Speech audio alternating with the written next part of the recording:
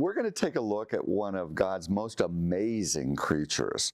Now, this little guy is the only animal that God has created that has 8 legs, and he's actually the smallest animal with legs. He is so small, if you hold your thumb and your forefinger together as close as you can get without them touching, about 1/2 of a millimeter in length, that's how big he is. He's called the tardigrade. Now, he's kind of an interesting little creature, lives in water. Here's kind of a model of what he looks like. Isn't he cute? Kind of like a little teddy bear with a funny little round nose for sucking up algae and stuff underneath the water. But he has an ability unlike any other animal in the animal kingdom. Now, there's this really popular set of movies called the X-Men. I think about 1 billion people on this planet have seen these movies.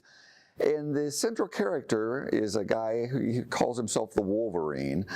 And he has the gift of, in essence, immortality.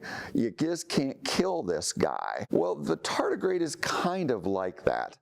Scientists discovered that you can't asphyxiate him. If you take away all the oxygen and you put him in an atmosphere of like pure nitrogen, he might flop over, but he doesn't die. You can leave him there for weeks or even months, and as soon as you bring oxygen back in, boop, he pops back to life.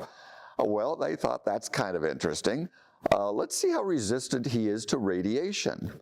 So they put him in an environment where there was like 1,000 times higher radiation level than we get from the sun. Now, the sun, when we're out in it a lot, gives us skin cancer because of its high energy radiation. But with this guy, even 1,000 times more radiation didn't seem to have any effect on him. In the next generation, no mutations, he did just fine. So he's kind of like survives without oxygen, and he's highly radiation resistant. What can we try next? Well, they tried to boil him to death.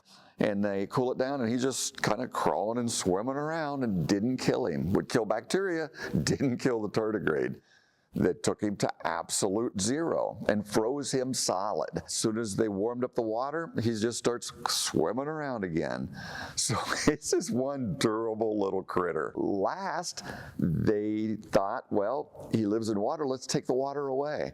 So they dried everything out. They've actually found tardigrades in tombs that have been like 0% relative humidity. For hundreds of years, they've been totally dried out. Put a little drop of water on him, bloop, and he just comes back to life. So this is an incredible animal. Now, could a tardigrade have just made itself? You take an animal without these abilities and you freeze them, they're gonna die. You boil them, they're gonna die.